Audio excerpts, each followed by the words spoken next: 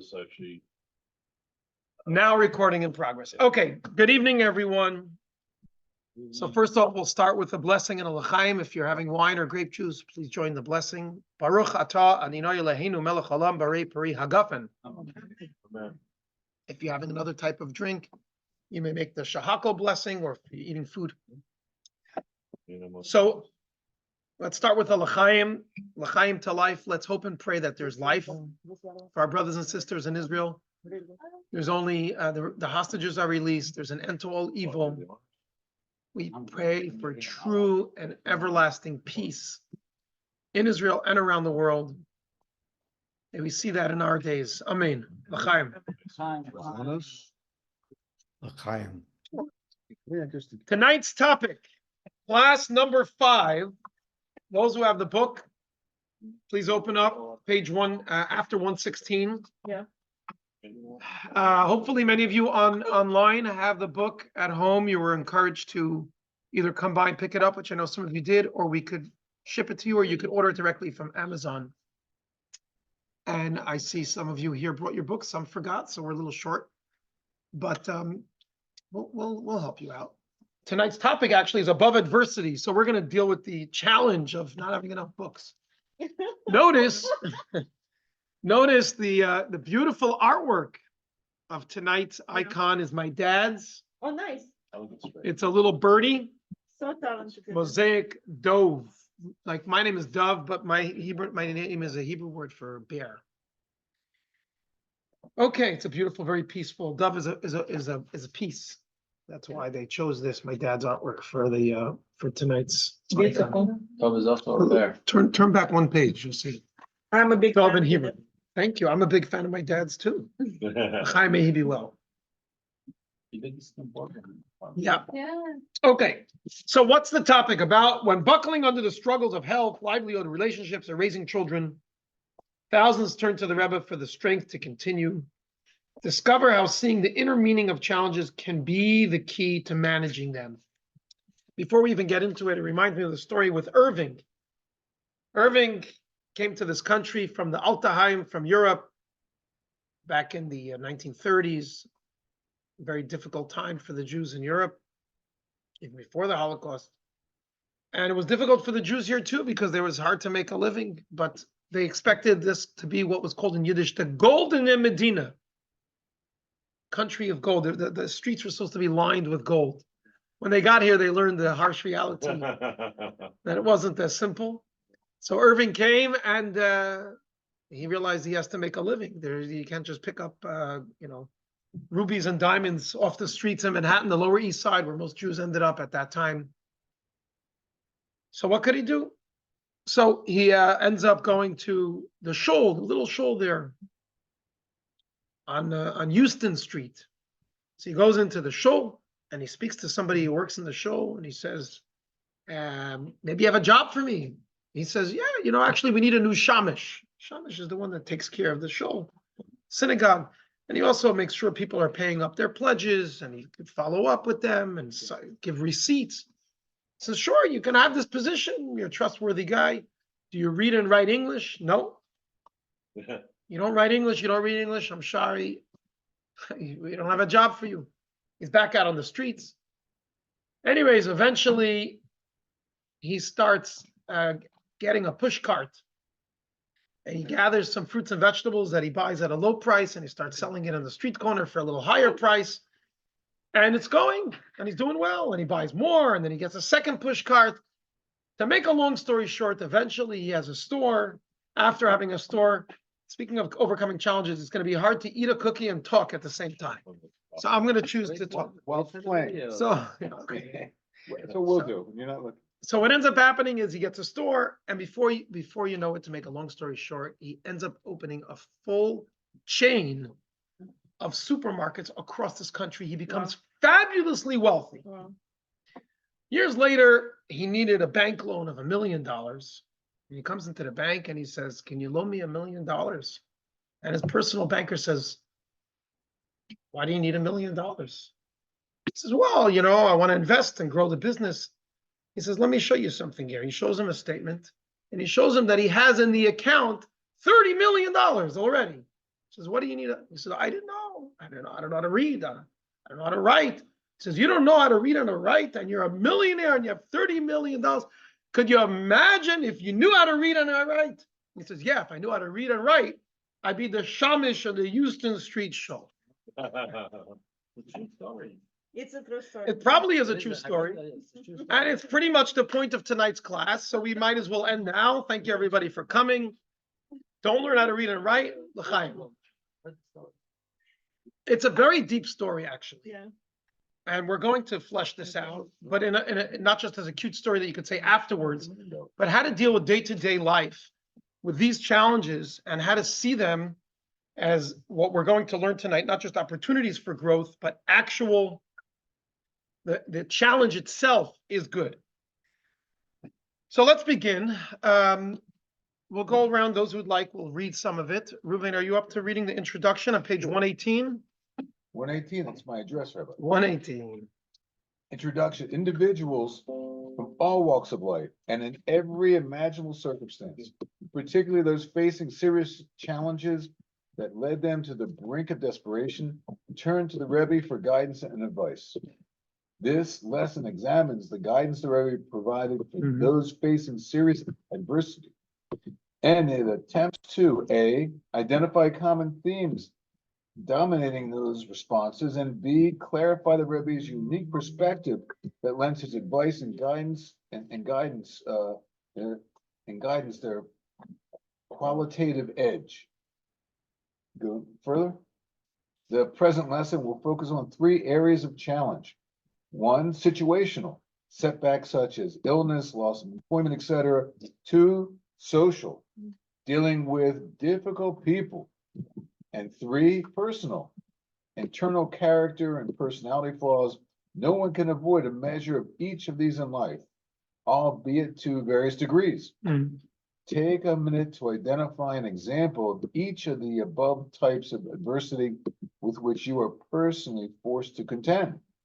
And that's the situational, the social, and the personal. Okay. Okay. Yeah, So- very nice. I love the breakdown. Let me share the screen and we're going to get started. Thank you for that introduction, Reuven. Okay, I'm trying to understand why on the screen people are seeing not the full PowerPoint. Not what you see here. Let's try it differently. Ah, here we go. I have a test. So I see what they see because it doesn't always show the same. I think part of the classes that we're taking, we get a live demonstration of what you're dealing with. also. Multitasking, Yeah, multitasking. of what it's called, adversity in life. Multitasking. Okay, here we go. Advice for life. Let's get straight to it. Lesson 5, above adversary. No, that's not showing on the screen. Let's try that one more time. Slideshow. It's my adversary Friday, Rabbi. Ah, very good. Very good. Well said. Droll, very droll. What did they mean? I said, it's my adversity Friday, it's my anniversary. But it's just- That depends on, Bear with me here for a second. Just trying to figure out why it's not. How about this one? There we go. All right. Lesson 5, above adversity. And we're going to jump straight into a video in tonight's class. Although before we start the video, there is an exercise here.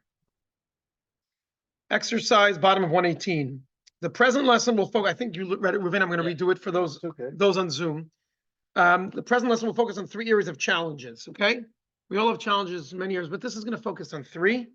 And the truth is each one of these really deserves its own class and its own time and attention, but you're going to see a common theme of B'riach HaTikun with the ark, with the tabernacle. There was like a certain pole that went through the entire thing. So we're going to see a certain derech, a certain idea that the Rebbe, a certain way, a certain ideology, and a certain way of viewing things that takes us through all these different types of situations. Number 1, situational, setbacks, illness, loss of employment. These can be serious challenges. 2, social, dealing with difficult people.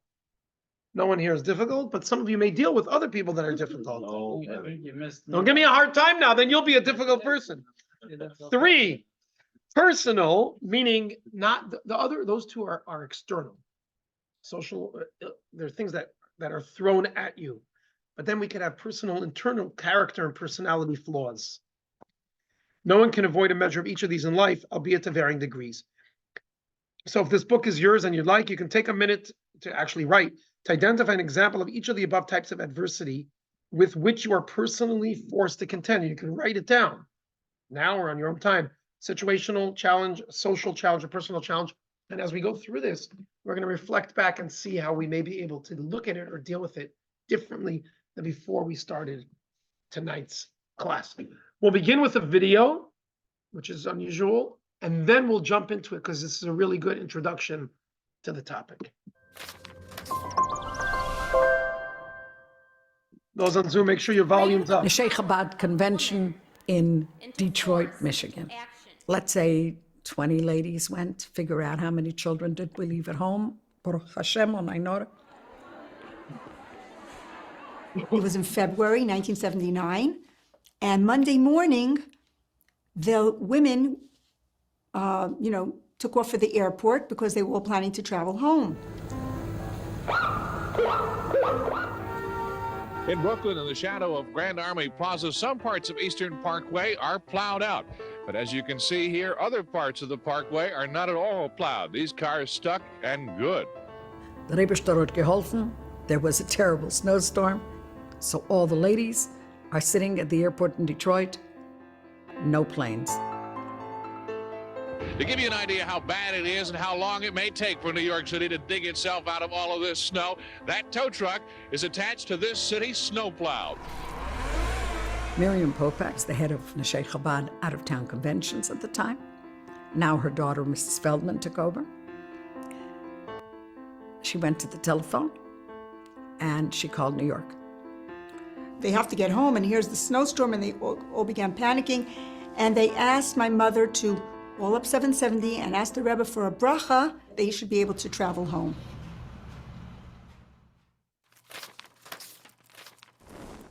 Okay, so that is only the first half of the video. So the question is, what happened at that story? What did the Rebbe respond? How did they deal with it? And we're going to come to that soon. But first, we're going to, that was like an anticipatory set to get into the subject. The situational conflict. This is a situational challenge.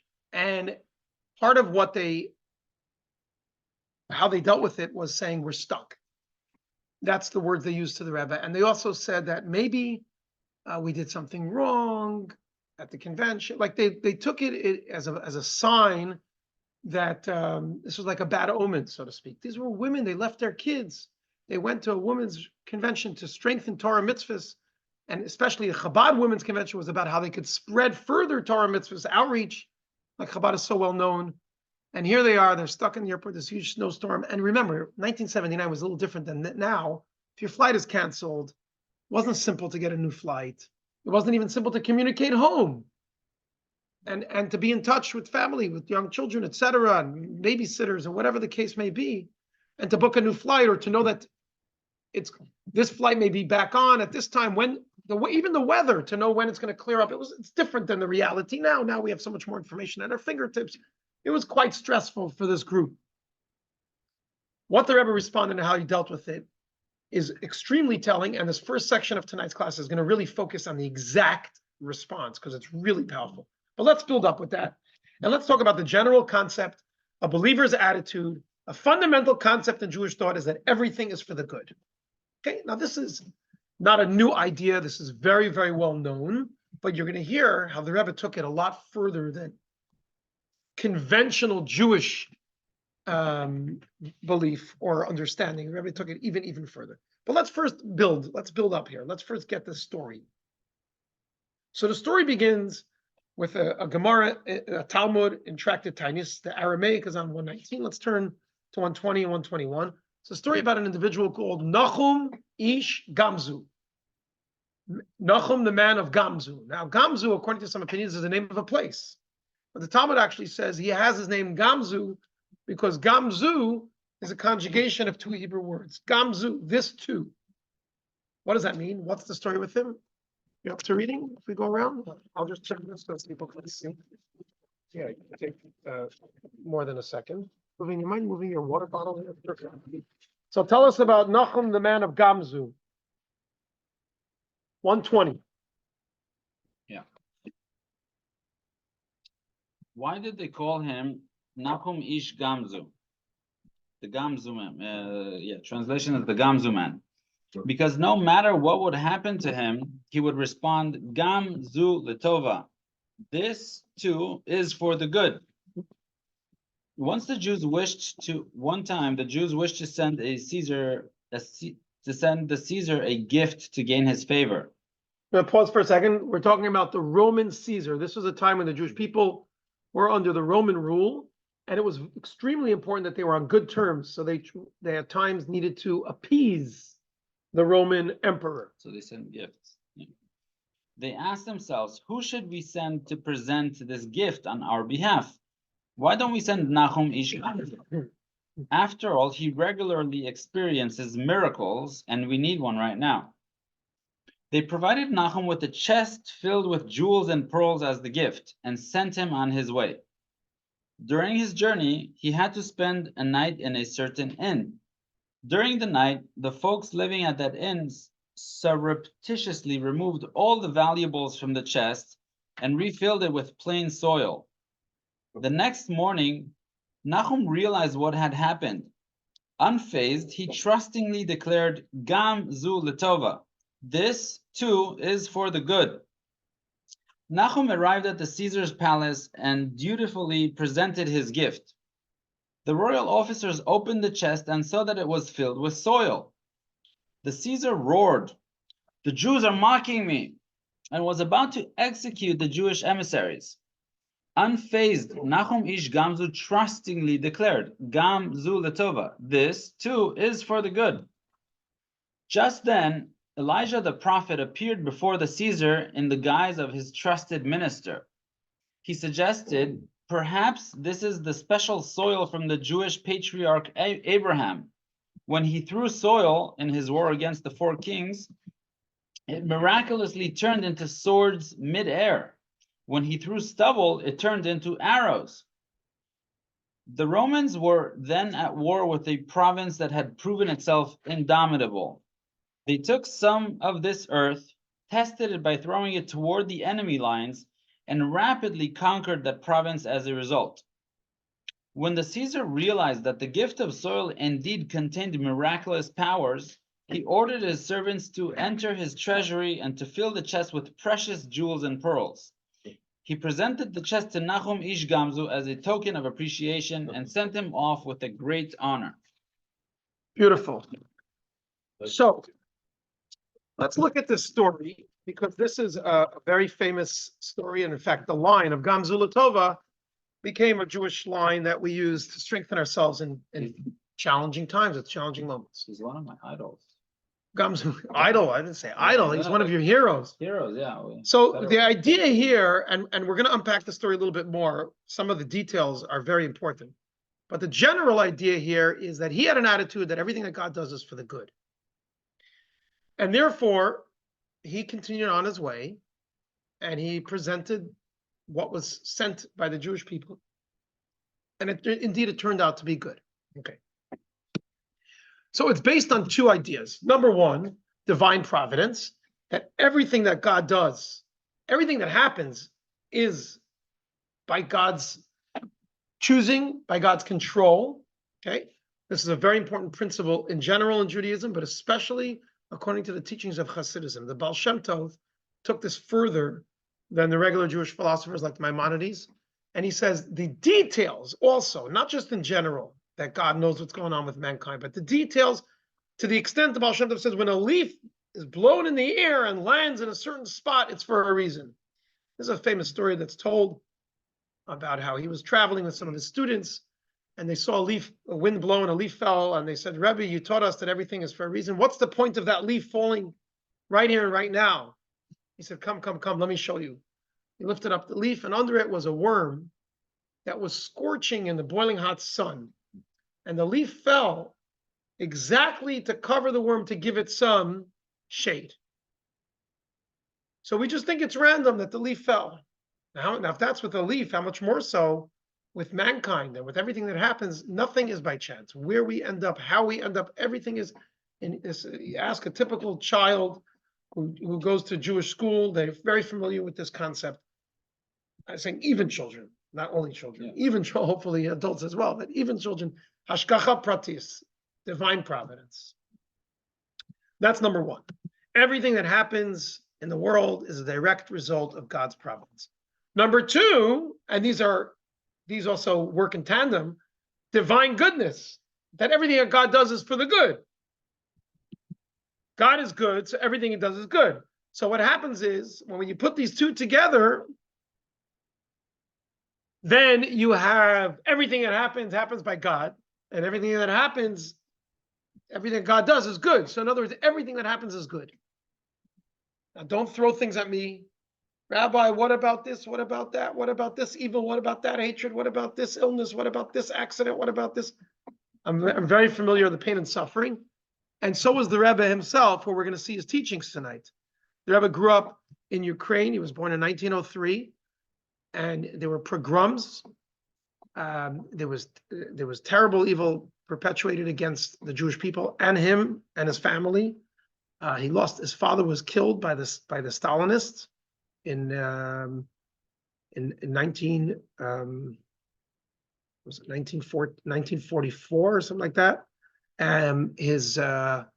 He lost a brother to the Nazis. He lost a sister-in-law and a brother-in-law in the Holocaust.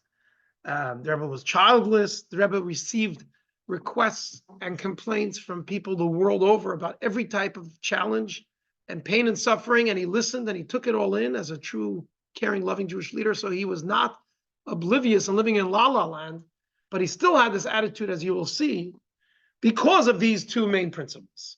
That God, everything that happens is from God, and everything that God does is for the good. Now, here's a letter, text 2 from the Rebbe in English. It's not translated.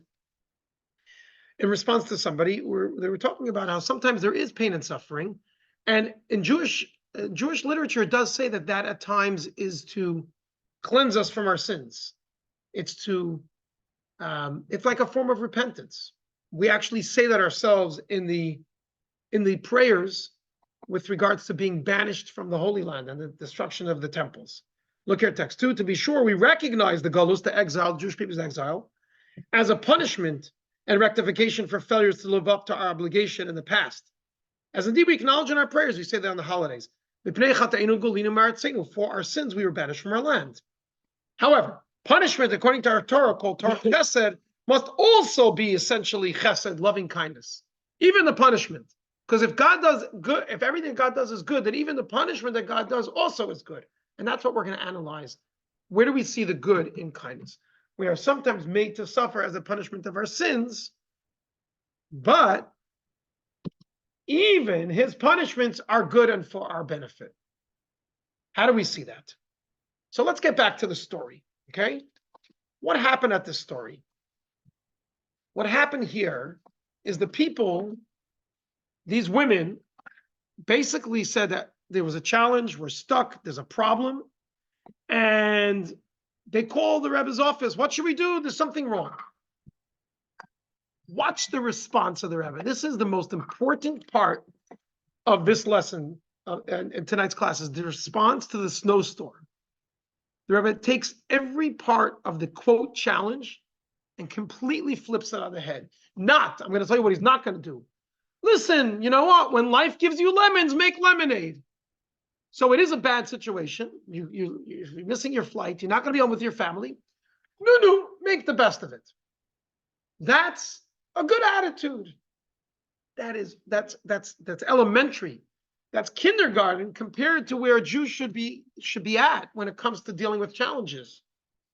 Again, don't fall in the typical trap of, listen, it's unfortunate.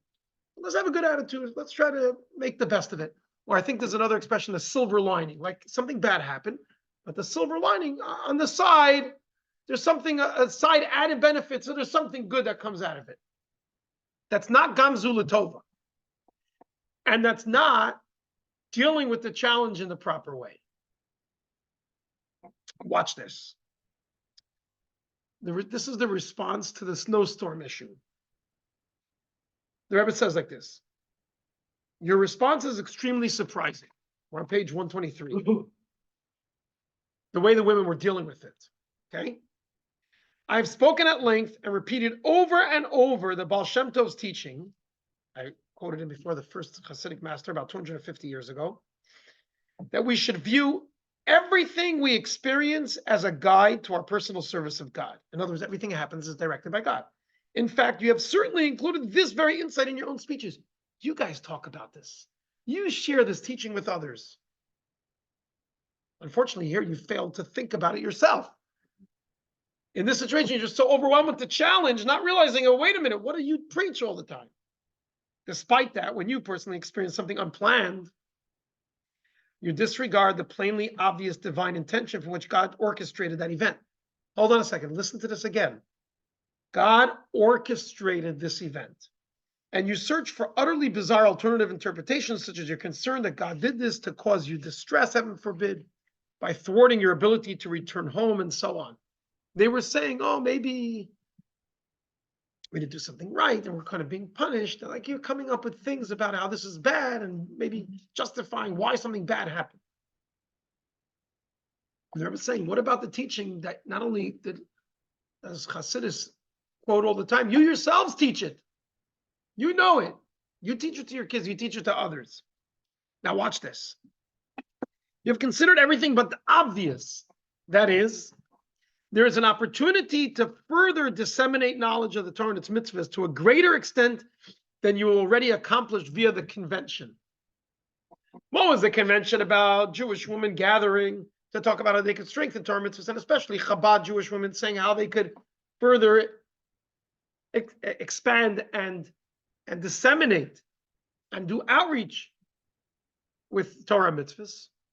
And here, not only is it not a challenge, but God's giving you an opportunity to do it more than you did even in the convention. How?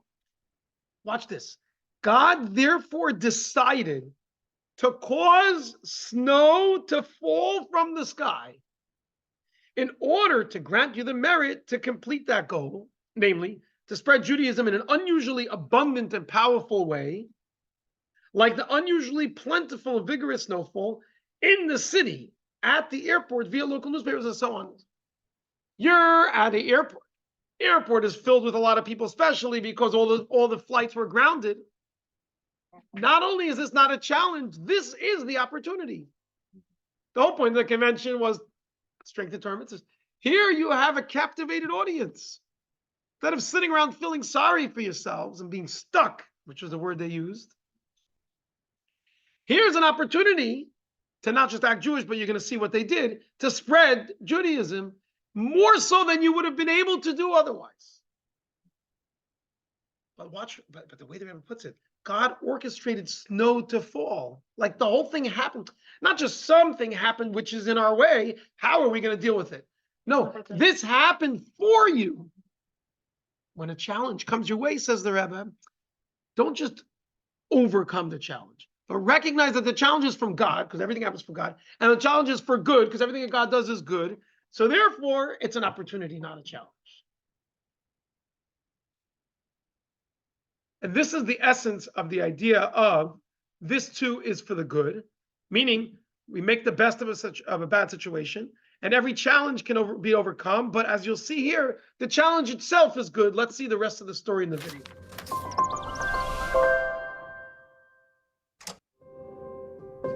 These are the words of the Rebbe.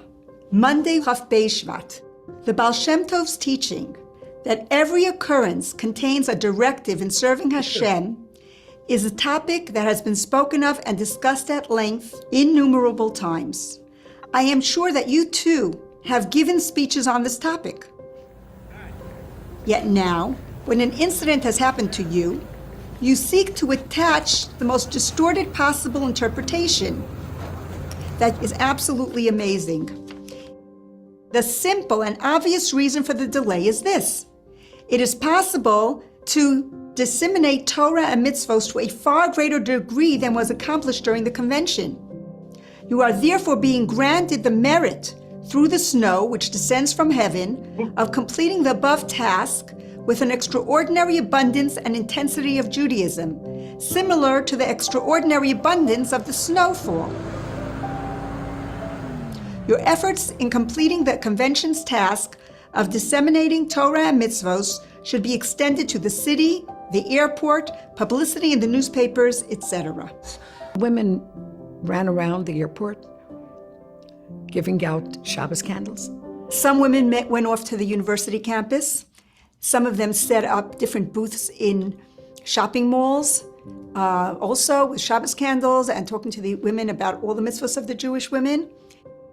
After they reported to the Rebbe of everything they had done, this is what the Rebbe answered. It is a particularly great merit when the Almighty points with a finger and clearly shows one what to do from on high. May all your activities undertaken as a result of this divine indication be highly successful. It is obvious that each and every woman will soon travel and reach home, for she will have completed her mission. So that's the end of that opening video.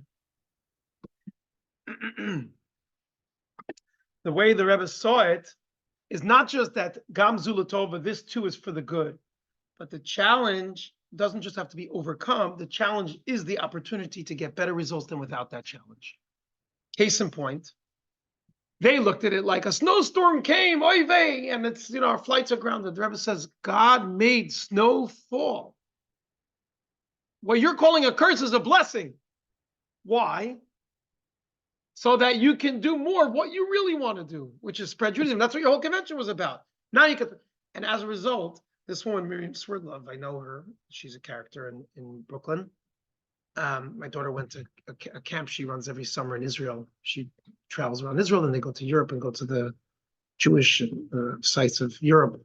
So she said she personally knows and is still in touch with people whose lives were touched and they became Torah observant as a result of that snowstorm. Wow. And who they met in the airport. Wow. 1979. Over 40 years ago, and there's people lighting Shabbat candles and keeping kosher, et cetera, because of our flight was delayed and we're stuck and there's a snowstorm. The Rebbe says the snowstorm is the blessing. God sent it in order to help you do your mission more. The challenge is the opportunity. Now, of course, the question is, how do we deal with the challenges in our life? If we think about it, only we can answer those questions, but that's what we need to do. Whatever the challenges may be, if we truly believe that God is in control, everything that happens is from God, and two, everything that God does is for the good, then they're not just challenges that we should overcome, but the challenge itself is good. Gam zu l'tova.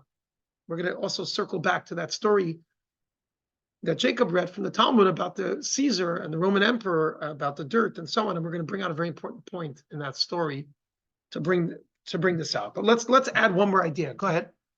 I have a question about this, and it's about Uh-huh. because I like to see how it applies. So if I understand correctly, everything is done positive what God does it for a reason. Yes. So let's look at that way and focus on that. Yes. Yeah, the snowstorm. Well, Yes. The design is to help spread the Talmud, and that's a mitzvah. Yes. And we should do that worldwide, and that's our obligation as good Jews. Correct. Okay, well now, since everything is done by God for a reason, that includes the snowstorm that God did so that all those women could spread the good word. Yes. But also, I'm sure that we can look this up, that during that same snowstorm, countless people got injured or died. It's possible. Perhaps, or something happened, and other things happened during that snowstorm, thieves and the robbers and stuff. Well, is that also an opportunity that we should embrace to spread the word of Torah to the world? And what would you do would you stop? Very good question. So to generalize, the question is that, okay, maybe we could find how a certain challenge is an opportunity for us to grow, but there's somebody else who's suffering as a result of that challenge. There's somebody else where not necessarily is it revealed. We can ask this about everything in life. Everything in life may be good for one and may be bad for someone else. I'm sorry? Hostages in Israel. The hostages in Israel is horrible. There's nothing to talk about. But what if you But see the but connection? but what we can talk about is that God is in control and that it's for the good. That doesn't mean we see it yet. What we hope is that this challenge will somehow lead to saving much more lives in the future. But again, that falls short of what we're talking here. We're talking here how the hostages being in captivity itself is good. That would be cruel for us to say that now to the hostages, to their families, or even to ourselves. Right now it's bad and we pray to God that everything should end. We're not saying we should be indifferent to pain and suffering. What we are saying is that a way we can deal with a challenge, and there's a big difference between ourselves and others. When it comes to yourself, we have to believe this with every fiber of our being. When it comes to someone else, we have to say it's not fair and you don't deserve it. And what can we do to help you? It's a big difference. When the time is right, that other person has to see how can they deal with that challenge. Every challenge, illness, pain, suffering, terrorism, war, horrible. We're not going to sit here and start explaining the Holocaust, God forbid. But what we can do is say, how can we grow from that and become stronger, become better, and so on and so forth? What do we take from it? How do we deal with it? We're not here to justify everything that God does. We don't understand his ways. In Kabbalah, it speaks about how even though God is good, and even though everything God does is for the good, but sometimes it's revealed and sometimes it's concealed. There's Alma de Iskasia and Alma de Iskalia. There's the revealed world and there's concealed world. In fact, the four-letter name of God, Yud Ke Vav Ke, can be divided into two. Sometimes just the Yud and the Hey is used in some verses and some prayers, and sometimes just the Vav and the Hey. The Yud and the Hey represents the revealed part of God. Chesed, that's the kindness.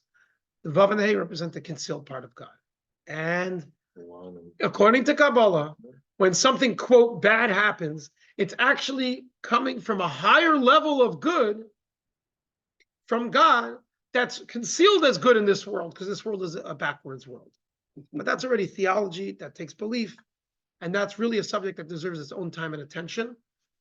This does touch on it, and I'm not saying you should leave it here. We're just we're getting through the basic idea, but this should be explored a lot further. And after the class, there's some letters and correspondence with the Rebbe that takes this idea a little further. On that note, let's continue to the next section, 125, that we believe that everything that happens is to bring out the best in us. And a great example of this is something that we are very familiar with in Judaism from Hanukkah, which is the 8 days of the miracle with the menorah. The menorah was lit with olive oil. How do you get olive oil? They had to crush an olive. And even in that case, it had to be the purest, the first drop of the olive. The rest was used for the offerings and other things. But the menorah had to be lit with pure olive oil, shemen zayit zach, the first crush. You're crushing an olive. When you crush the olive, you get out pure olive oil that gives a beautiful flame. This idea is explored often in Jewish thought, especially in the Hasidic teachings. My father loves it. It's in a lot of his artwork, the idea of the crushed olive. The Jewish people are compared to an olive. There's a verse in Jeremiah. It's not in your book, but I'll read it to you. Jeremiah chapter 11. Zayit ranon yafa pri toyar kara Hashem shmecha. God called your name a leafy olive tree, fair with goodly fruit. The Jewish people are compared to olives. Why are we compared to olives? So the Talmud explains, page 125. Rabbi Yochanan taught, why are the Jewish people compared to an olive? To inform us that just as an olive provides its oil only through being pressed and crushed, the verse actually says, kasit lama'ar. When you crush it, then it's a luminary. And the other day, Jacob, you were looking at the mimer, that last. Yeah, So it discusses this at length about how it doesn't just bring out light, it brings out the source of light, the ma'ar, not just the ar. So does the Jewish nation return to the good path only through the suffering they experience. What that means is that when we go through challenging times, this brings out the best in us. Okay? So here's a story that happened with the Rebbe on this idea. The story took place the year I was born, 1978. Is there water there? Yes. Someone just pour me some. It's very. Just pour me a cup, please. I got you. Thank you. So what happened was, in 1978, the Rebbe suffered a massive heart attack on Shmini Atzeret, on the holiday of when we conclude the Torah cycle and we dance with the Torah, Simchat Torah. Unfortunately, that's the holiday when the war broke out in Israel this year. So the Rebbe suffered a massive heart attack, and he was confined to his room for a few months, where they set up a mobile hospital and nursed him back to health. So the people were very sad. Thank you so much. That's fine. Oh wow, double blessings. Chaim. The people were supposed to be the joyous day of the year. We danced with the Torahs and so on, and the people were very down and out. So the Rebbe told his assistant, Rabbi Groner, to go to Rabbi Yoel Khan. He was the one who would translate, who would repeat the Rebbe's teachings and transcribe it and memorize it. And he said, tell them the following. This was when they had to dance with the Torahs, but they didn't want to dance because the Rebbe just had a massive heart attack and they were worried for his life. So the Rebbe said like this, and that's the vacuum of a syringe. The Rebbe said that when they were giving me medication, they were drawing blood rather, I asked the doctor or the nurse, what draws the blood? Is it the needle or is it the vacuum? Because the syringe is empty and then it sucks it. Okay. So the doctor or the nurse said the needle penetrates, but it's actually the vacuum that, because there's that empty space, as you pull it up, it draws out the blood. So the Rebbe said, aha, there was somebody who wrote to me how they're feeling empty. They feel like their life is meaningless and they're empty.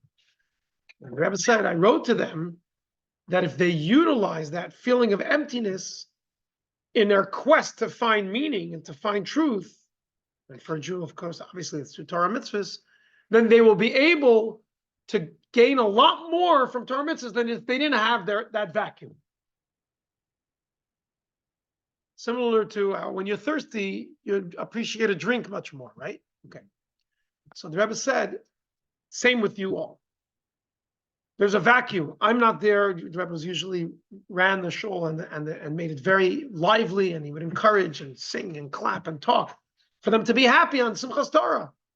Let this vacuum, instead of me not being there, be a cause for sadness. This vacuum should make it that you are even more joyous than before you would have been if I was there. That's the idea here. The Rebbe's absence of Simchas Torah should draw forth more intense joy. And of course, the Hasidim got the message, and they say that Simchas Torah was very, very extremely lively, more than it would have been if the Rebbe was present. And the Rebbe told him, the happier you are, the more I'm going to recover. Because for a Rebbe, his life is the Jewish people, his Hasidim, so the happier they are, the more they do what they're supposed to, the more he'll be at ease, and therefore his heart will recover, and that's exactly what happened. So this is the same idea here. Not just that it leads to something good, the challenge itself is the good. Of course, this is not easy. How do we do this? We have hidden powers. And as we just read in this text, similar to the crushing of the olive, and that brings out the oil, adverse experiences unlock access to inner strength you might not have known about. You see somebody who deals with a challenge properly, that they become stronger as a result. What that means is not just that they overcome the challenge, but that the challenge is helpful to them. They're better off after the challenge than they would have been before the challenge. That which does not kill us makes us strong. But here's the challenge, pun intended, that while we're having the challenge, to look at the challenge as an opportunity, not just as, oh my gosh, this is a crazy challenge, this is bad, but no, this somehow is good. Maybe you don't know yet. This is somehow is good, and I'm going to utilize it. It's not just, I have lemons, let me like lemonade. Let's go back to that example. That's an English term that's not consistent with our teaching here. You expected something else. You end up with lemons. So make lemonade. But wait a minute. I could have ended up with Chardonnay grapes. And I could have made a delicious Chardonnay wine, and I would make a lot more money than selling lemonade from my lemons. So how is this good? have lemons, make lemonade is saying you ended up with lemons. No, at least do something good with it instead of just moping, make lemonade. That's not what the teaching here is saying. The teaching here is saying is that this is the greatest blessing. Whatever challenge is coming your way is from God and is for the good. This is the blessing. Let's go back to Gamzu Latova. And this is powerful. Jacob earlier read the story with the Nachum, the man Gamzu. And remember what happened. He was going, think about the story. The Jewish people were at the mercy of the Roman government. They wanted to be on the good side for good reason.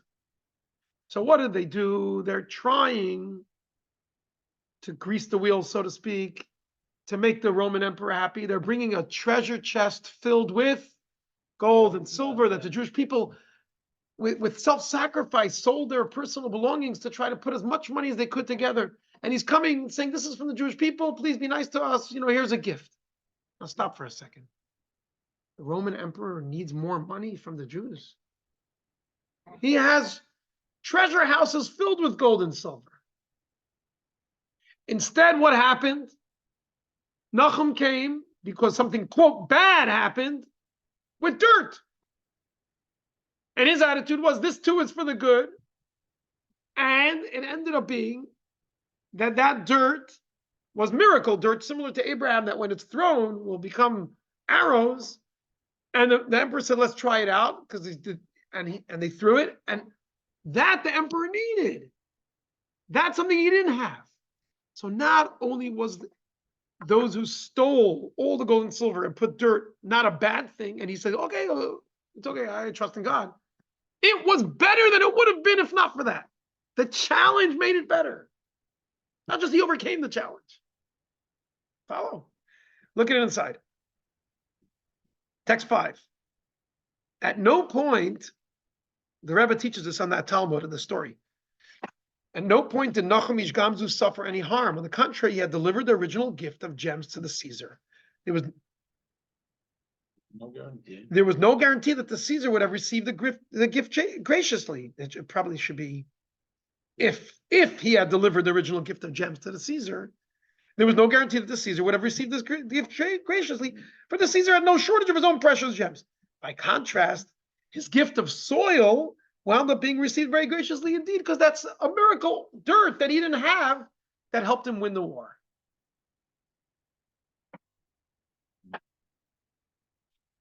So, look here at the screen through the veil. Sometimes we get to see the hidden blessings and challenges and setbacks, like Nachum Ish Gamzu. That doesn't mean in every situation do we see that, but we need to believe it. And if we want, we can eventually see it. At the challenge itself, we look back at it, we say, wow, that broken relationship, that illness, this, whatever the case may be, there's no shortage. We can all go around the table, we can all say our stories. And as I said earlier, pun intended, the challenge is to appreciate it when it's happening, not afterwards. Oh, you know what? Thinking about it, oh gosh, losing that job, or having to move, or whatever, fill in the blanks, looked like the worst thing in my life. Looking back at it, that was the greatest blessing. The shamish who didn't get the job because he couldn't read or write in the Houston Street Shul in the Lower East Side, he would have been a poor person for the rest of his life, sitting there, writing up. Instead, he became this very, very wealthy man because he didn't know how to read and write. The challenge, not just he overcame the challenge. The challenge was the blessing. Okay. So now, in conclusion of this section, page 127, we return to the opening exercise. Review the first example of personal challenge you recorded. We had personal challenge we wrote there, or we thought about. And consider how the Rebbe's perspective may allow you to reframe that situational challenge as for the good quality. And so if you look here very carefully, it says, instead of situational challenge, and Mila, you mentioned this, look closely, the word challenge is crossed off on the right, on top of my dad's artwork. Situational opportunity instead of situational challenge. This is my dad's art as well. In real life, this one, because I grew up with this hanging in the house. Really? I don't know where the original is. Maybe somebody purchased it. It's larger than that. Very large. And the name of it is Galut to Geula, from exile to redemption. Okay, so this was, so far we discussed, let's wrap up this. There's gonna be 3 columns here. First one was the longest because it's laying the groundwork. Now we'll go through the next 2 quicker because you already got the idea. But remember, we were gonna discuss situational. Where was it? Let's go back to it. Situational challenges, social challenges, and personal challenges. The Rebbe has a common thread of how to deal with all 3 with the same idea. So again, we focused mostly on this. For the next 2, we'll go through quicker, but we'll see some stories, some videos of how the Rebbe taught us to deal with challenges of social challenges, other people, and then eventually personal challenges with the same attitude. So to recap the first one here, situational, the Rebbe teaches us to look for the hidden opportunity in challenging situations. Now let's talk about challenges with other people. Similar to how we deal with a challenging situation, it may be harder, it's different, but we can deal with challenges from others in the same manner. And this lesson is going to be taught with videos because the stories is the best way to teach a lesson. And you're going to see stories of how the Rebbe himself dealt with difficult people with this attitude. Here we go.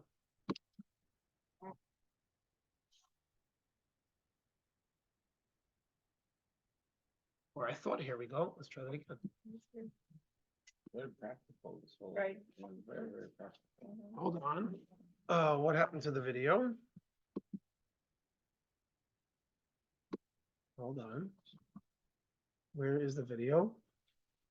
Challenging people. We can focus on the negativity of a challenging person or find the potential for good and accomplish more together. But where's the video? It was supposed to play here. There we go. See, I overcame the challenge. ואחרון חביב, אם מותר לי לבקש בשביל עצמי פעם משהו. יש הרבה אנשים שרודפים אותי. בגלל זה שאני מצליח לעשות את כל הדברים האלה. ועושים לי כל מיני בעיות. בנושא של חקירות ומשטרות. איך אני מביא כסף מאמריקה. ואיך אני עושה את כל הדברים.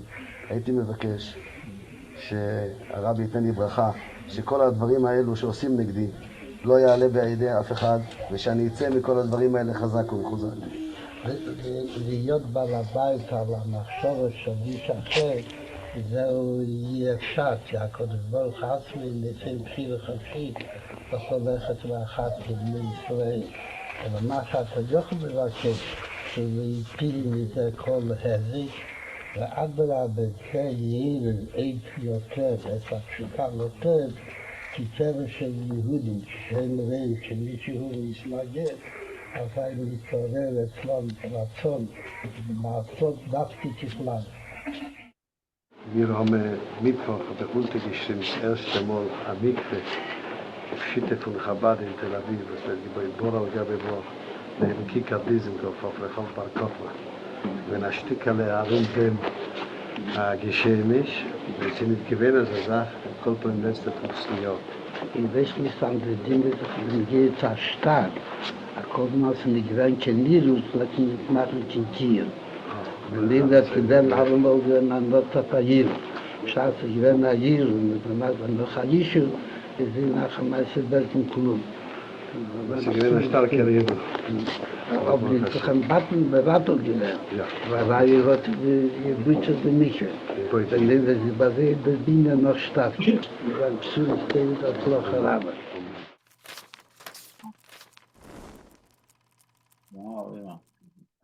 I didn't quite understand those. This person built a mikvah in Tel Aviv, Yeah. and he said that he had a lot of adversity, like he faced a lot of challenges, like people came against that mikvah.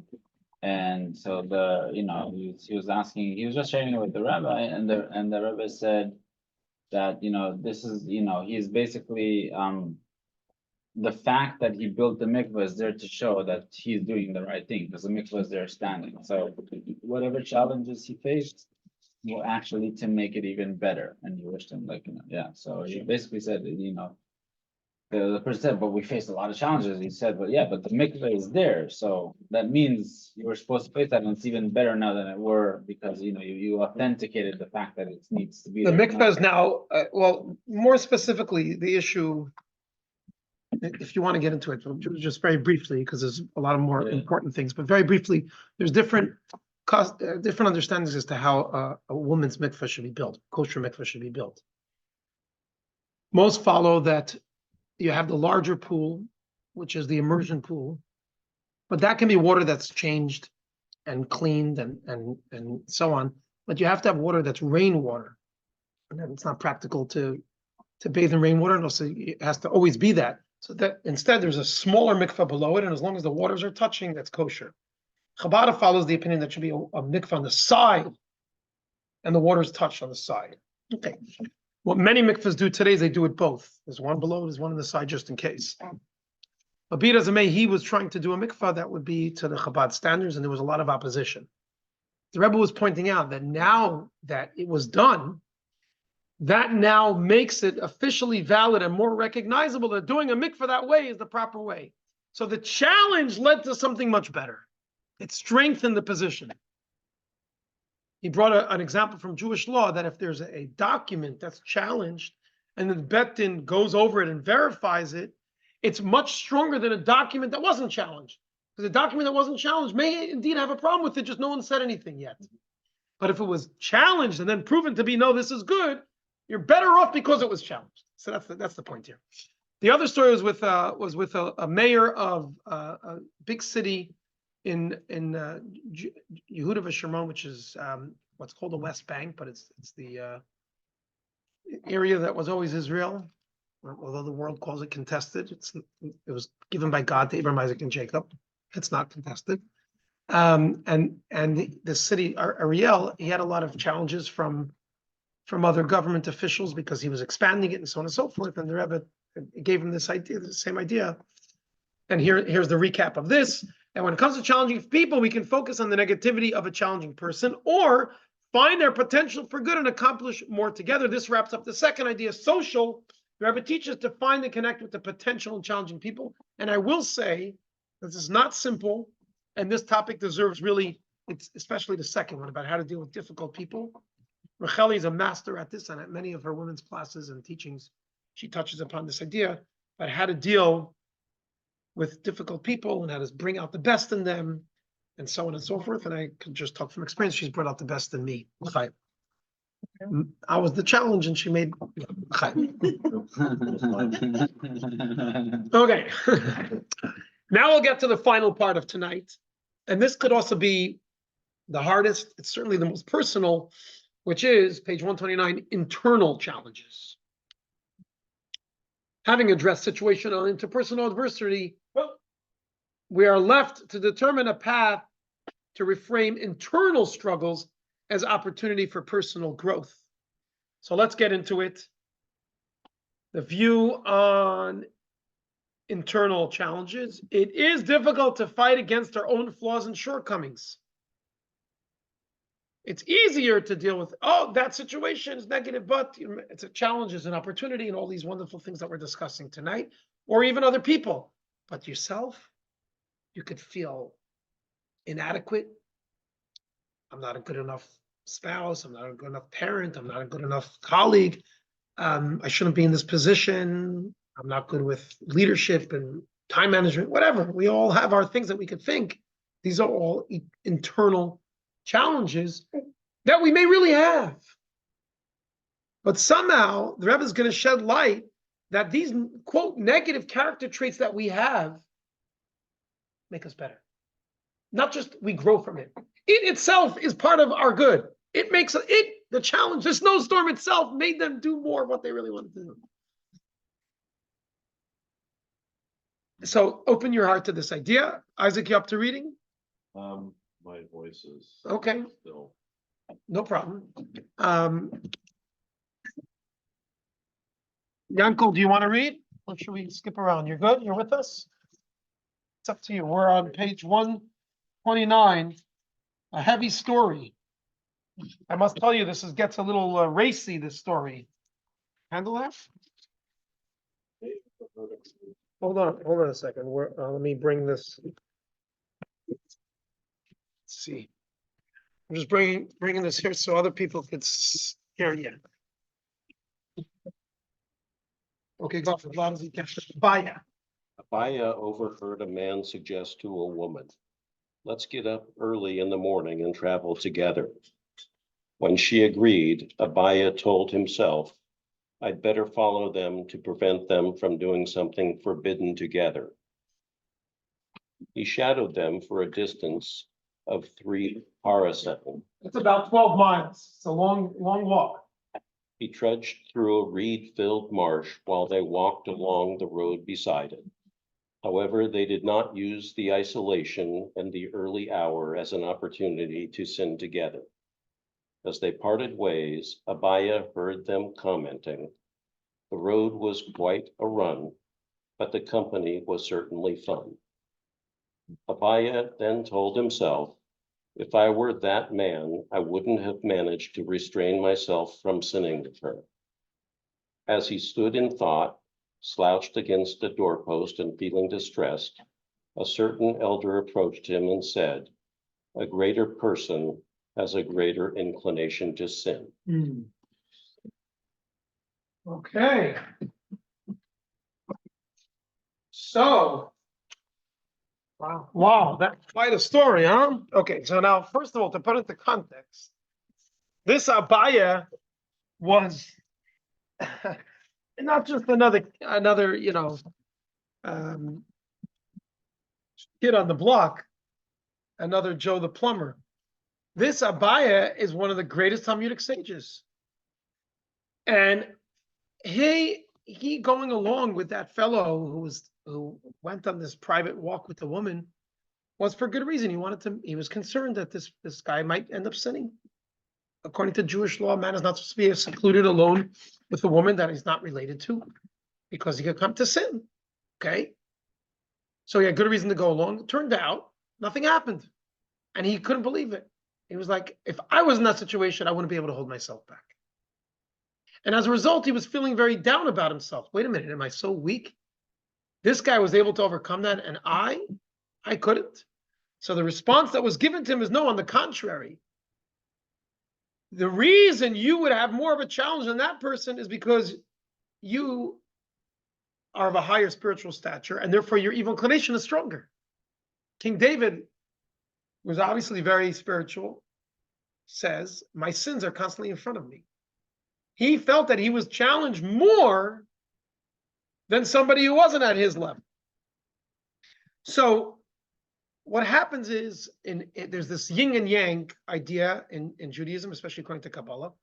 And the other day we were discussing it, how the greater your godly soul is, the greater your evil inclination is to counterbalance it. So if you see that you have very big struggles, inner struggles, that actually means, because God only gives us what we can handle, that you have more strength to overcome it. Somebody else doesn't have those struggles because maybe they don't have as great potential as you do. So instead of feeling down that you have these lusts, or in this case it's with with sexual issues, but it can be with anything. The reason you have that weakness is because you actually have greater strength spiritually to counter it, and that's why you're feeling more this way. So the Rebbe shed new light on negative character traits. Let's see here. And the Rebbe explained that the Yetzer Hara, the evil inclination that pulls a person away from adhering to Torah, that's what dictates how strong our godly soul is. A greater person has a greater Yetzer Hara. And what the Rebbe is saying is that the greater Yetzer Hara actually spurs you to become a greater person.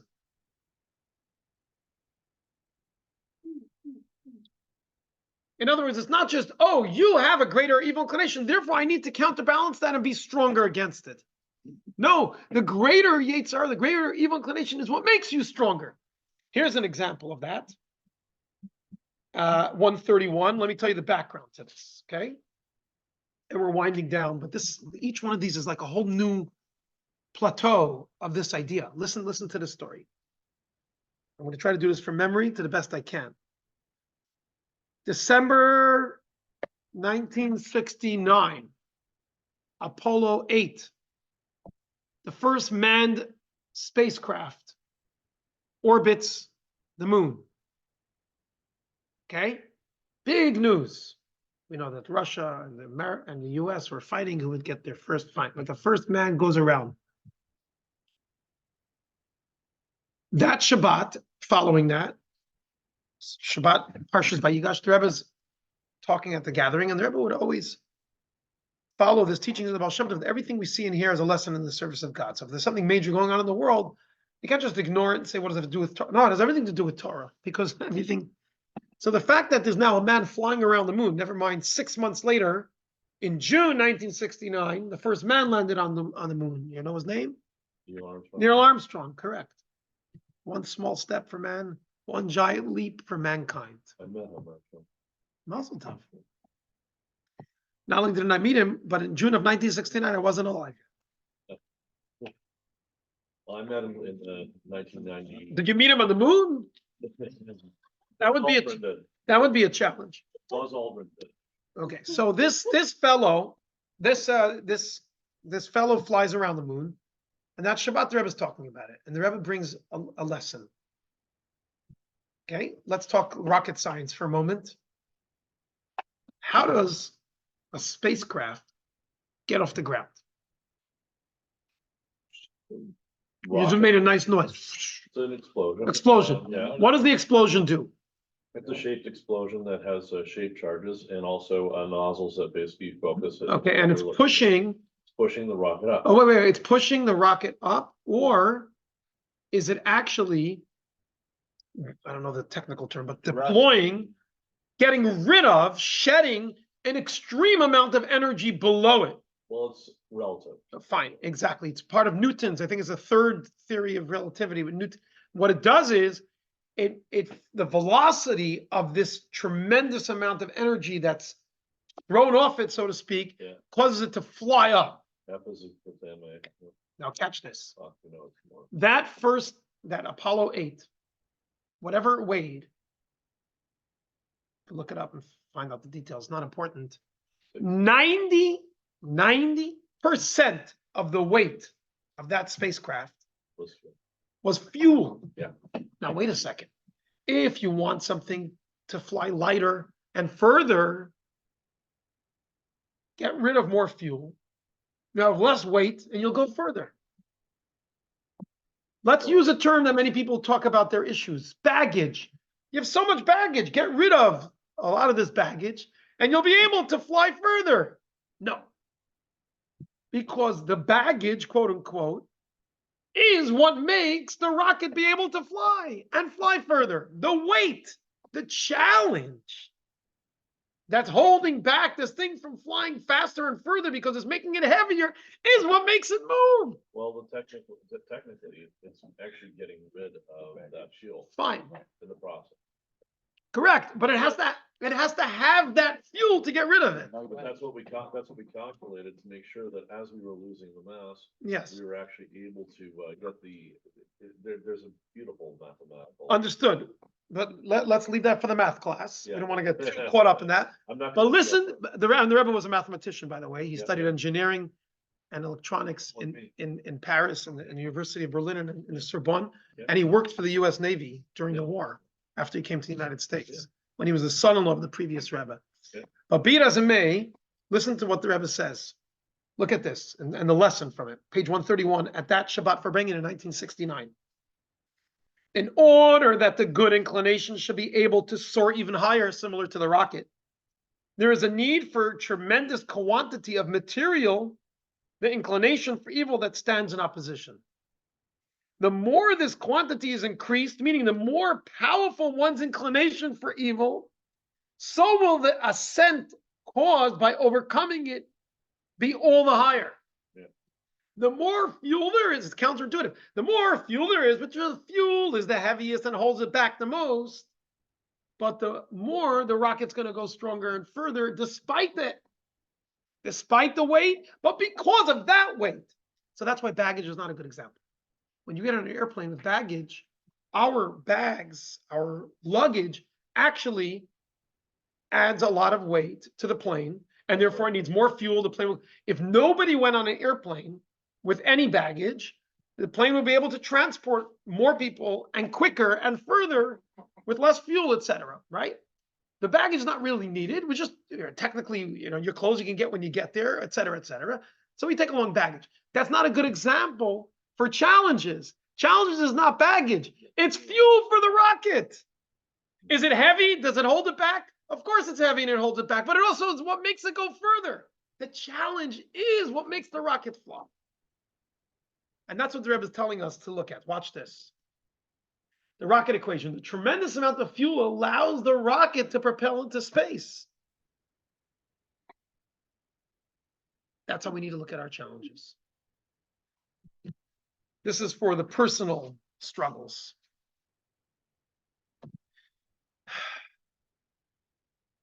Let's continue. Oh, there you go. Look at that. Ooh, did you see that? Saw that? Wow. Ruben, you missed it. We'll do a replay. Instant replay. Here goes 1, 2, 3. Oh, there we go. Wow, we expected it to feel a little too early though. I can stand above it. Yes, it probably wouldn't have taken off. The baggage that we are loaded with propels us to greater heights. Okay, video time, and then we're getting ready to head towards wrapping this all up. 2 stories now in the video. Ready for story time? Here goes.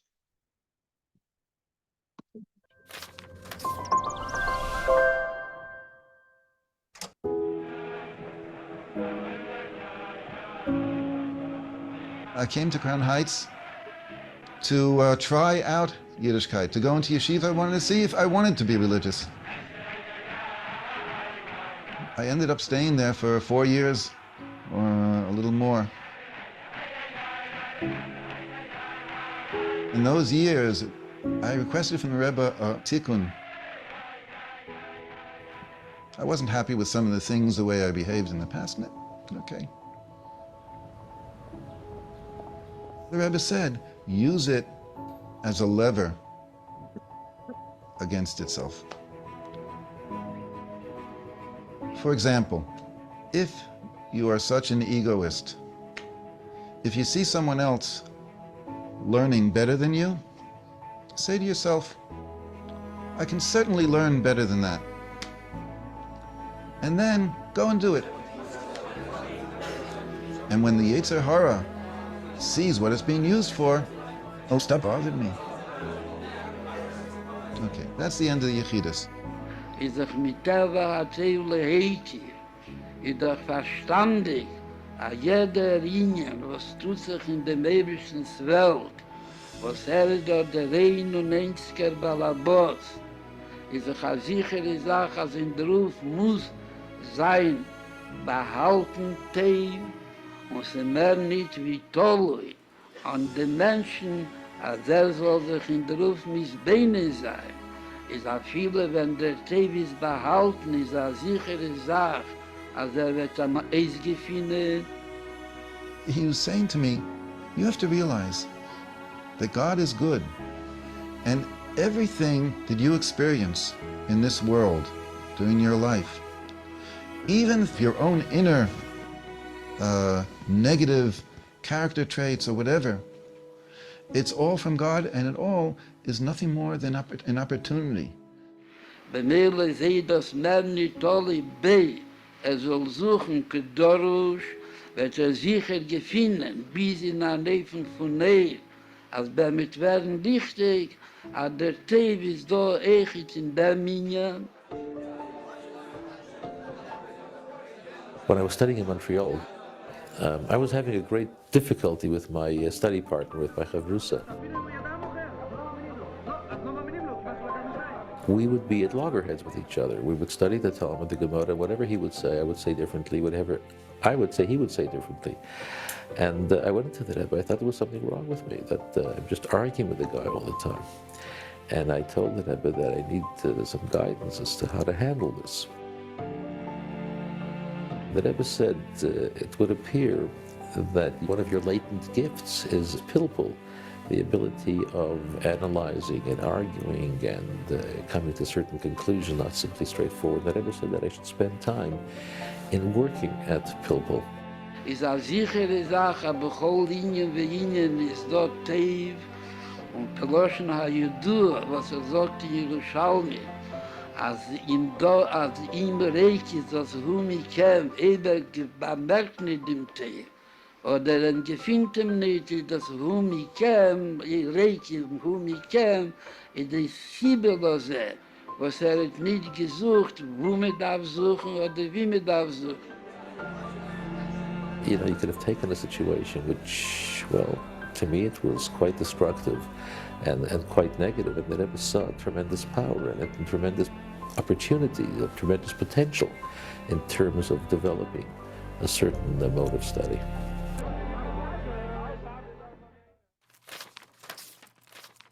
So in this is the wrapping up the third section here, internal adversity. The Rebbe teaches us to harness our flaws to greater positive achievements. In other words, when we see what seems like flaws and internal struggles, we should see that as actually that's what fuels us, and that's what's giving us opportunities to grow greater from it. Not just to overcome it, but our greatness is in that. You have a bigger Yetzirah, that means you have a bigger, greater soul. So again, it's in line with the other two, with the situational and social, but this is in our own personal life experiences. And last, but certainly not least, the final part of tonight, page 134. We know that as Jews, we're not just personal, but we also have collective struggles. So we call it here historical challenges. In other words, as a people. And this is even the more so augmented or highlighted now with the situation, not only in Israel, but with anti-Semitism rearing its ugly head around the world, where we all together as a Jewish people as a whole, collectively, have challenges. And we look at our history. Historical challenges. As we say here, page 134. So far, this lesson is focused on revolutionizing an individual's perspective on life. Jewish people, however, have always lived in two worlds simultaneously, that of the individual, that of the Jewish collective. It is therefore necessary to carry the gains of a liberating perspective to the national level, and particularly to the Jewish people's lengthy history of suffering. So we're going to flesh out this idea with a story from the Talmud, which has become quite famous. You may have heard it before with Rabbi Akiva. Carly, you up to reading? A little itchy. Okay. Mila, you want to read? Text 9 on page 135. Yes. 4 leading sages, Rabbi Gamliel, Elazar ben Azariah, Yeshua, and Akiva, were traveling together. They ascended to Jerusalem, and when they arrived to Mount Scopus and saw the site of the destroyed temple, they rent their garments in mourning. Let me just give a historical context. This was in the soon after, in the 2nd century of the Common Era. The temple was destroyed in the year 69 of the Common Era. So this was a few decades later, and the site of the temple, the second temple, was still within living memory. And they were coming and seeing this place where, for the Jewish people, for thousands of years, has been this, God's home, and now they see it lay in ruins. So they did what actually many still do till today. If you go during the week, you have to tear a garment, like when you hear of the loss of a loved one.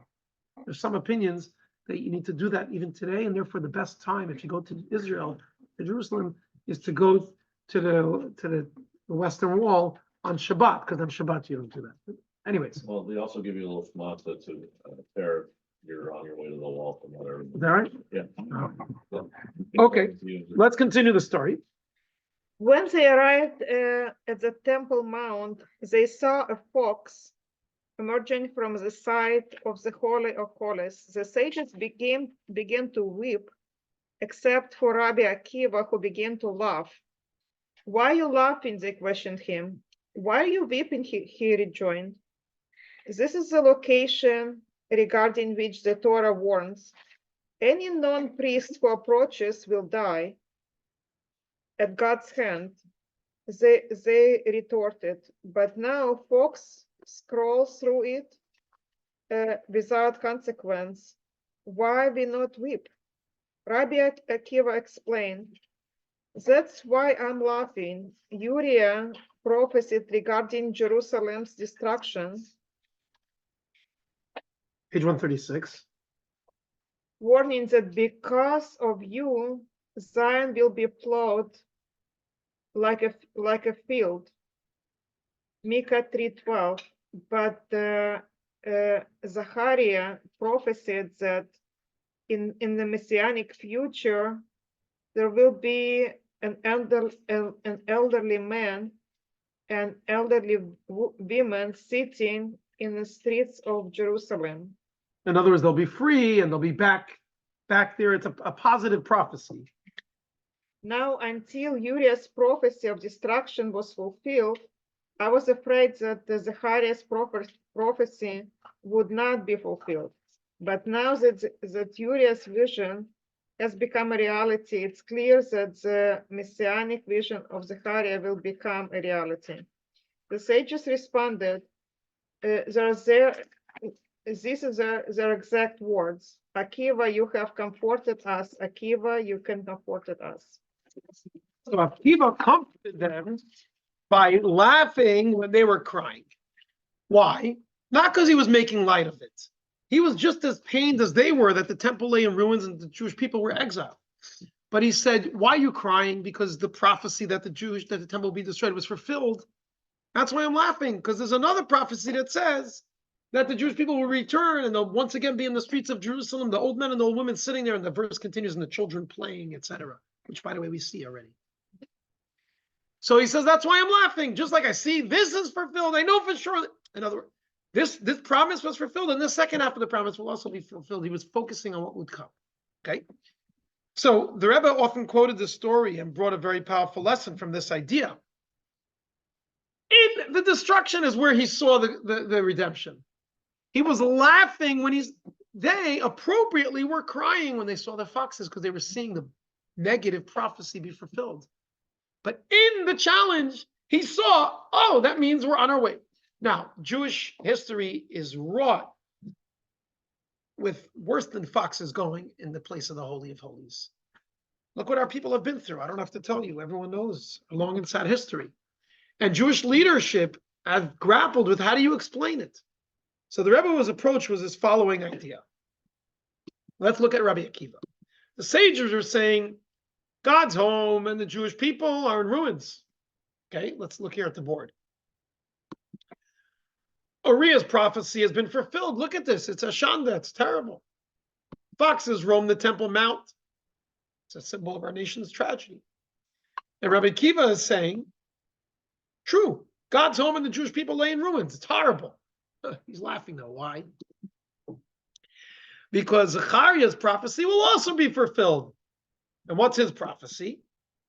Foxes roam the Temple Mount. It's a confirmation that a good future awaits us, and we will see it just like we saw this. This is how we're meant to look at the challenges of exile. It's a journey to redemption. Now we don't necessarily see it and understand it. When Mashiach comes, we'll see the purpose and the suffering of the Jewish people. Of course, this takes faith. And if you look at page 10, we have here a verse from Isaiah, the prophet Isaiah, who writes, and this is a very, very hard nut well, not a hard nut to crack, but a hard sword to swallow, right? On that day, in the future, when Mashiach comes, which we hope is any day, when the redemption happens, you will exclaim, prophet Isaiah says, the Jewish people will say, Oitcha Hashem ki anaftabi. I thank you, God, because you were furious with me. Yoshev Abchas Nachmeni, your anger receded and you comfort me. When Mashiach comes, we'll thank God that he tortured us. Now, we can't do that now. We can't understand that now. But Isaiah is saying then, unlike now, we'll be able to appreciate that the quote bad that God put us through not only was for the good, was good. Again, this is hard for us to appreciate because we're still in the time when there's a veil, there's concealment. I've used this analogy before, which I also heard in the name of the Rebbe, with a mother who's undergoing surgery. So the mother's laying on the operating table, having heart surgery. There's masked men and women with knives, cutting open the woman, blood everywhere. It looks like a murder scene. And the young child somehow was able to get into the theater, the operating room. And this young 3-year-old child sees his or her mother laying there with these masked men and women around cutting into the mother. And the child starts screaming, "Stop, stop, you're killing my mother." And the doctors tried to explain, no, we're saving her life. We're changing the valves, we're changing something in her heart to help her live longer so she can be a better mother. And she wants it and it's good for her. Is it possible? Is it humanly possible for the 3-year-old to grasp that idea? To say, oh, okay, yeah, I understand. Go ahead, continue with it. It's impossible because they don't have the wherewithal. They don't have the intelligence, they don't have the maturity to appreciate that. Instead, what do they need to do? They need to drag that child out and give him or her some candies or tranquilize them because the trauma is too overwhelming for them. They can't understand, they can't appreciate. When we see, quote, bad, it's hard for us to appreciate that God, everything that God does is for the good. This takes a measure of faith. But Prophet Isaiah says when Mashiach comes, it's like after the surgery, we'll look back and we'll say, oh, thank you, you saved my life. This was better because of it. The challenge not only was something we overcame, but the challenge itself was good. And lastly, we'll conclude with this. The Rebbe indeed says about himself, and as I mentioned, he had a long, challenging life, but he says that from the day I began attending Cheder, primary school, that's about 3 years old, and even earlier, there began to take shape in my imagination the image of the future redemption. The Rebbe wrote this to one of the prime ministers of Israel. I forget his name right now. I'll have to look up who this letter was to.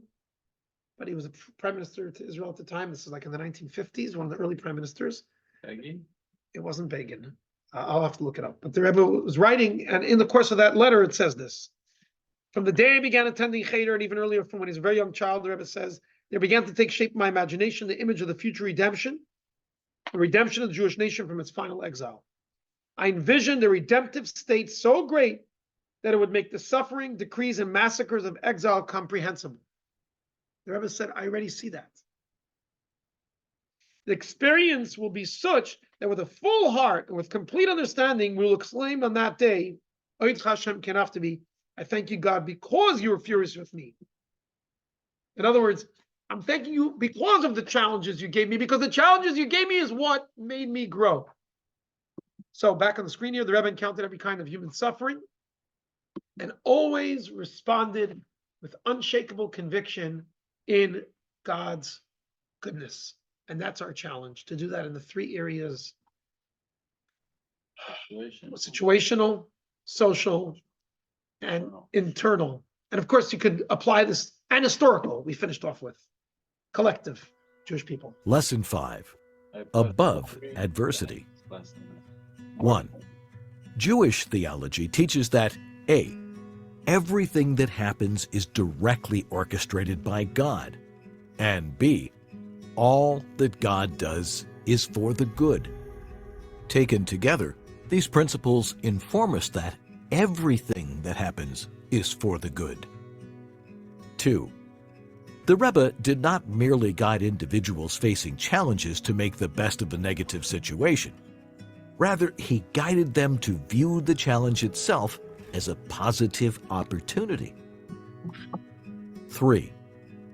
When we encounter difficult situations, we should accept them as positive opportunities to help us reveal hidden powers we did not realize we possessed. We can also look for hidden blessings within the actual situation. 4. When we face interpersonal difficulties, we should look for the good elements in the other person and try to use them as springboards toward a positive relationship. 5. Our internal struggles are intended to serve as fuel for personal growth, and what appear to be flaws can be utilized in positive and constructive ways. Next week, lesson 6, spiritual heights. Final lesson. See out to set incredible goals and realize your most profound potential while keeping both feet on the ground. Okay, we're going to finish here with a blessing.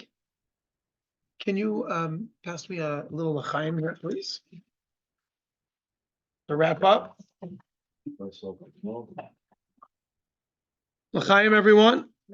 I want to finish off with a blessing to each and every one of us. We spent just about an hour and a half, which is the length of the lesson. It's 9:15 because we started a little late.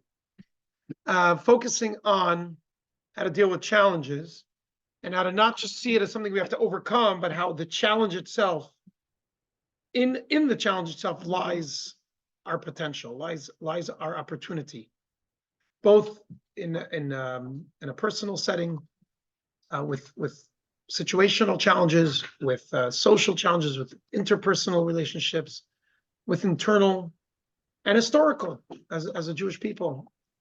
So let us hope and pray that we can inculcate some of these messages in our life, and that prophecy of Isaiah and the laughter of Akiva, we should have that. We should have that time when we'll thank God for the challenges, because then we'll see the lights will be turned on and we'll see that this too was good. Gam zu l'tova. Until then, anything that happens, let's try to have this attitude of this too is good. Not just something good will come after, or let's see the silver lining. This is the good. The snowstorm is good. Not just, oh, the snowstorm, let me try to utilize the situation. I'm stuck in traffic. Darn, I'm going to be late to the meeting. Ugh. All right, whatever, we'll make the best of it. No. The blessing is in being in traffic and being late to that meeting. That's going to help you. Maybe you won't get that job because you were late to that interview. Good. That's a blessing. You were meant to get that job. You would have been on time to that meeting and not stuck in traffic. You would have gotten that stupid job and you would have been miserable. I'm just giving you an example. Oh, that's a great example. So the challenge is the blessing. It's not easy to inculcate this. And if we could in our own situational, maybe we can't with internal, maybe we can't with other people. Okay, fine, my own things. But that person is rotten. That person is bothering me. No, the challenge is there to grow from it, to become stronger through it, with it. So l'chaim, God should give us the strength. He gives us the strength. We should find the inner strength. God should assist us to do the best we can. And as the Jewish people, we definitely have challenges. We have challenges individually. We certainly have challenges collectively around the world and in the Holy Land. And this challenge should be our greatest blessing, and we should see that. We should see that in an open and revealed way, with true and everlasting peace, and the coming of Mashiach already. L'chaim, l'chaim.